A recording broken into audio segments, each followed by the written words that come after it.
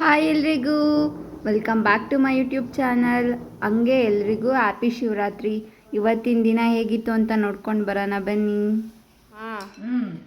ಬೆಳಗಿನ ಜಾವ ಯಾರೋ ಗೆಜ್ಜೆ ಹಾಕೊಂಡು ಓಡಾಡ್ತಾ ಇದ್ರು. ಗುಂಡು ನಾನೇ ಏನಕ್ಕೆ ಬೆಳಗಿನ ಜಾವ ಪೂಜೆ ಮಾಡಬೇಕಲ್ಲ ದೇವ್ರಿಗೆ. ಇದು ಸಾಕಾ ಫ್ರೂಟ್ಸ್ ಇವಾಗ ಮೂವರ್ಗು ಉಪವಾಸನ? ಒಂದತ್ತು ಯಾಕೆ ಸಲ್ಸಲಿ ಇರಲ್ವಾ? ಸಾಕ ಈ ಖರ್ಜೂರನ ಇಟ್ಕೊಳೆ ಸ್ವಲ್ಪ. ಬನ್ನಿ ನಮ್ಮಮ್ಮ ಪೂಜೆ ಹೆಂಗ್ ಮಾಡಿದಾರೆ ನೋಡ್ಕೊಂಡು ಬರೋಣ. ಬೆಳಗಿನ ಜಾವನ ಎದ್ದೈತೆ, ಇದಕ್ಕೋಸ್ಕರ 3 ಗಂಟೆಯಿಂದ ನಾಗವಲ್ಲಿ ಥರ ಓಡಾಡ್ತಾ ಇತ್ತು ನಮ್ಮಮ್ಮ. ವಾ ಚೆನ್ನಾಗಿ ಮಾಡಿದ್ಯಾ ಮಮ್ಮಿ. ನೆಕ್ಸ್ಟ್ ನಮ್ಮಮ್ಮ ಕಟ್ ಮಾಡಿರೋ ಫ್ರೂಟ್ಸ್ನ ತಿಂದ್ಕೊಂಡು, ಅಷ್ಟು ಫುಲ್ ತಿನ್ನೋಕ್ಕಾಗಲ್ಲ, ಟೈಮ್ ಆಯಿತು ಅಂತ ಸ್ವಲ್ಪ ತಿಂದ್ಕೊಂಡು ಬೇಗ ರೆಡಿಯಾಗಿ ಮತ್ತೆ ನಾವು ಇವಾಗ ದೇವಸ್ಥಾನಕ್ಕೆ ಹೊರಡ್ತಾ ಇದ್ದೀವಿ. ಆ್ಯಕ್ಚುಲಿ ಏನು ಗೊತ್ತಾ, ನಾವು ಇವಾಗ ಹೋಗ್ತಾ ಇದ್ದೀವಲ್ಲ ಆ ದೇವಸ್ಥಾನ ಅಂದರೆ ನಮ್ಮ ತಾತಂಗೆ ತುಂಬ ಇಷ್ಟ. ನಮ್ಮ ಅಜ್ಜಿ ನಮ್ಮ ತಾತನ ಮದುವೆ ಆಗಿ ಬಂದಮೇಲಿಂದ ಈ ದೇವಸ್ಥಾನಕ್ಕೆ ಹೋಗ್ತಾ ಇದ್ದಾರೆ. ನಮ್ಮ ಅಜ್ಜಿ ಹೋಗ್ತಾ ಇದೆ ಅಂತ ನಮ್ಮಮ್ಮ ಅವ್ರು ಹೋಗ್ತಾ ಇದ್ದಾರೆ, ಇವಾಗ ನಮ್ಮಮ್ಮ ಅವ್ರು ಹೋಗ್ತಾ ಇದ್ದಾರೆ ಅಂತ ನಾನು ಹೋಗ್ತಾ ಇದ್ದೀನಿ. ನಾವಿನ್ನೂ ಅಲ್ಲಿ ಹೋಗಿದ ತಕ್ಷಣವೇ ನಾವು ಎಷ್ಟು ಬ್ಯೂಟಿಫುಲ್ಲಾಗಿ ದನ ಕರುಗಳಿಗೆಲ್ಲ ಪೀಟಿ ಎಲ್ಲ ಕಟ್ಟಿ ಹೂವು ಎಲ್ಲ ಹಾಕಿ ಎಷ್ಟು ಚೆನ್ನಾಗಿ ಅಲಂಕಾರ ಮಾಡ್ಕೊಂಡು ಕರ್ಕೊಂಡು ಹೋಗ್ತಾಯಿದ್ರು. ಆ್ಯಕ್ಚುಲಿ ಶಿವಂಗೆ ಪ್ರಾಣಿಗಳಂದರೆ ತುಂಬ ಇಷ್ಟ ಅಲ್ವಾ. ಇವತ್ತು ನೋಡಿ ಅದನ್ನು ಎಷ್ಟು ಬ್ಯೂಟಿಫುಲ್ಲಾಗಿ ರೆಡಿ ಮಾಡಿ ಎಲ್ಲರೂ ಕರ್ಕೊಂಡು ಹೋಗ್ತಾ ಇದ್ದಾರೆ. ಇದು ಆಲ್ಮೋಸ್ಟ್ ಜಾತ್ರೆ ಥರನೇ ಮಾಡ್ತಾರೆ. ತುಂಬ ಜನ ಸೇರಿದರು, ತುಂಬ ರಶ್ ಇತ್ತು.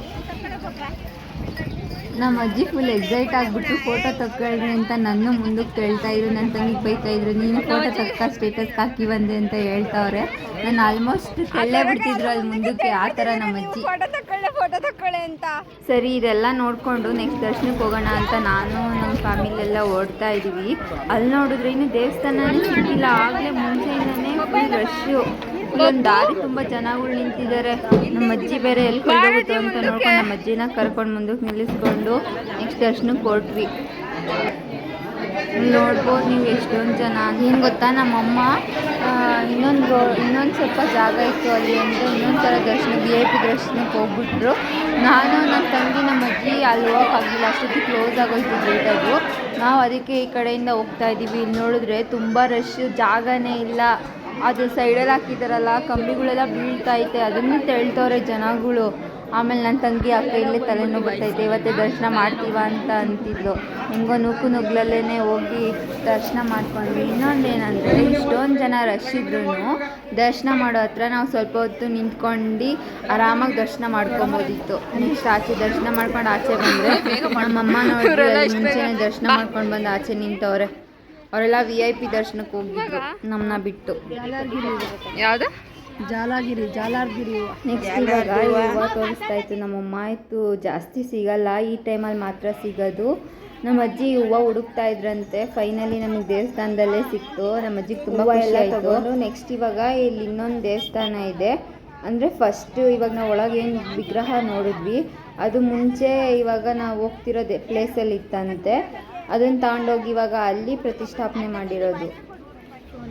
ಬನ್ನಿ ಇವಾಗ ಆ ಪ್ಲೇಸಿಗೆ ಹೋಗೋಣ.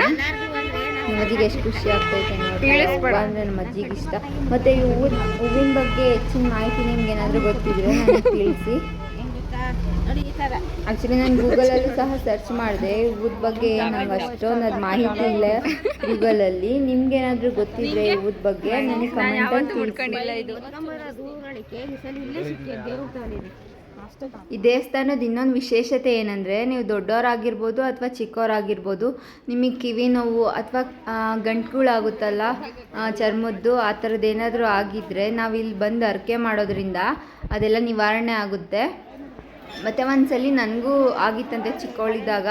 ಆವಾಗ ನಮ್ಮ ಅಜ್ಜಿನೂ ನಮ್ಮಮ್ಮ ಇಲ್ಲಿ ಹರಕೆ ಮಾಡ್ಕೊಂಡಿದ್ರು. ಅದು ಹೋದ್ಮೇಲೆ ನಾವು ಇಲ್ಲಿ ಬಂದು ಅಲ್ಲೇ ಒಂದು ಬೆಳ್ಳಿದು ಗಂಟು ಥರ ಕೊಡ್ತಾರೆ, ಅದನ್ನು ಕೊಟ್ಟು ನಾವು ಹರಕೆ ತೀರಿಸಿದ್ವಿ. ರೀಚ್ ಆದ್ವಿ. ಆ ದೇವಸ್ಥಾನದಿಂದ ಇಲ್ಲಿಗೆ ಒಂದು 5 ನಿಮಿಷ ನಡೆದ್ರೆ ಸಾಕಾಗುತ್ತೆ. ನೋಡಿ ಅಲ್ಲಿ ಕಾಣಿಸ್ತಿದೆಯಲ್ಲ, ಫಸ್ಟ್ ಇಲ್ಲೇ ದೇವಸ್ಥಾನ ದೇವ್ರ ವಿಗ್ರಹ ಪೂಜೆ ಆಗ್ತಾ ಇದ್ದಿದ್ದು. ಮತ್ತು ಅಲ್ಲಿ ನೋಡ್ಬೋದು ನಾವು ದೇವ್ರಿಗೆ ಇಷ್ಟವಾದ ಬಿಲ್ವಪತ್ರೆ ಮರನೂ ಇದೆ, ಅದ್ರ ಕೆಳಗಡೆನೇ ಒಂದು ಹುತ್ತ ಇದೆ, ಅಲ್ಲೇ ಇವಾಗ ಪೂಜೆ ಮಾಡ್ತಾ ಇರೋದು. ಫಸ್ಟ್ ಅಲ್ಲಿ ದರ್ಶನ ಮಾಡಿಕೊಂಡು ನೆಕ್ಸ್ಟ್ ಇಲ್ಲಿಗೆ ಎಲ್ಲರೂ ಬರ್ತಾರೆ. ಅದಕ್ಕೋಸ್ಕರ ಸ್ವಲ್ಪ ರಶ್ ಆಗಿದೆ. ಈ ಬಿಸಿಲಲ್ಲೂ ಇಷ್ಟು ಜನ ಇದ್ದಾರೆ ನೋಡಿ. ಮತ್ತು ಇದು ಸೋಮವಾರ ಹೊತ್ತು ಮಾತ್ರ ಈ ದೇವಸ್ಥಾನ ತೆಗಿಯೋದು. ಅಲ್ಲಿ ಆರತಿಗಳೆಲ್ಲ ತಂದ್ರಲ್ಲ, ಇಲ್ಲಿ ಇವಾಗ ಪೂಜೆ ಎಲ್ಲ ಮುಗಿಸ್ಕೊಂಡು ಮತ್ತೆ ವಾಪಸ್ ಹೋಗ್ತಾ ಇದೆ. ಜಾರಾಗಿರಿ ಇವನ ಮೈಗೆ ಮುಡಿಸ್ತೀನಿ ಹಿಂದಗಡೆ ತಲೆ ನೋಡಿ ಕಂಡಿಡಿಯೋದು. ನಮ್ಮ ಅಜ್ಜಿ ಎಷ್ಟೊತ್ತಾಯ್ತು ಹೋಗಿ ಇನ್ನೂ ಬಂದೇ ಇಲ್ಲ. ನಾವೆಲ್ಲ ಬಂದಿಲ್ಲಿ ಕಾಯ್ತಾ ಇದ್ದೀವಿ. ಜನಗಳ ಮಧ್ಯೆ ಹುಡುಕ್ತಾ ಇದೀವಿ ನಮ್ಮ ಅಜ್ಜಿನ. ನೋಡ್ತೀನಿ ನಾನು ಮೈಕ್ ಎಲ್ಲ ಇತ್ತು ನೋಡೋಣ.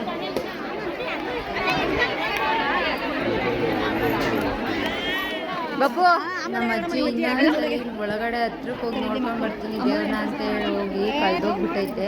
ಅದೇ ನಮ್ಮ ಅಜ್ಜಿ ಹುಡುಕ್ತಾ ಇದ್ದೀನಿ. ಇವಾಗ ನಮ್ಮಮ್ಮ ಹುಡ್ಕೊಂಬರ್ತೀನಿ ನಾನು ಅಂತ ಹೋಗೈತೆ. ನಮ್ಮ ಅಜ್ಜಿ ಕಳ್ದೋಗ್ಬಿಟ್ಟೈತೆ, ಹುಡ್ಕಾಡ್ತಾ ಇದೀವಿ, ಎಲ್ಲಿ ಸಿಗ್ತಾ ಇಲ್ಲ. ಈಗ ನಮ್ಮಮ್ಮ ಹೋಗ್ತಾ ಇದ್ದೀನಿ. ನಮ್ಮ ಅಜ್ಜಿ ಸಿಗ್ತಾಯಿದೆ ಏನಂತ ನಾನು ಕಳ್ದೋಗ್ತೀನಿ ಅಂತ. ಯಪ್ಪ ನಾವು ಅಲ್ಲೆಲ್ಲ ಹುಡುಕ್ತಾ ಇದ್ದೀವಿ.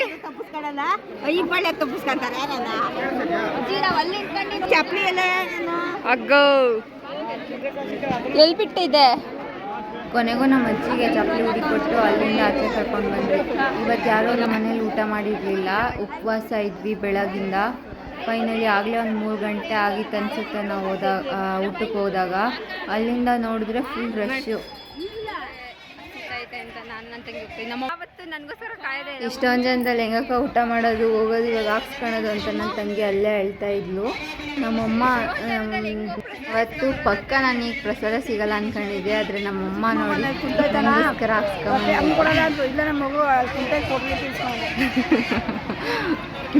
ಮುರಿತಾ ಇದ್ದೀವಿ.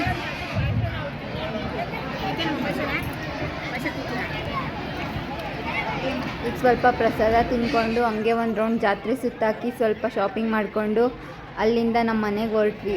ಇಷ್ಟೇ ಇವತ್ತಿನ ವಿಡಿಯೋ. ನಿಮಗೆ ಈ ವಿಡಿಯೋ ಇಷ್ಟ ಆಗಿದ್ದರೆ ಲೈಕ್ ಮಾಡಿ, ಕಮೆಂಟ್ ಮಾಡಿ. ಇನ್ನೂ ಇದೇ ರೀತಿ ಹೆಚ್ಚಿನ ವಿಡಿಯೋಗಳಿಗೋಸ್ಕರ ನನ್ನ ಚಾನಲ್ನ ಸಬ್ಸ್ಕ್ರೈಬ್ ಮಾಡ್ಕೊಳ್ಳಿ. Love you all.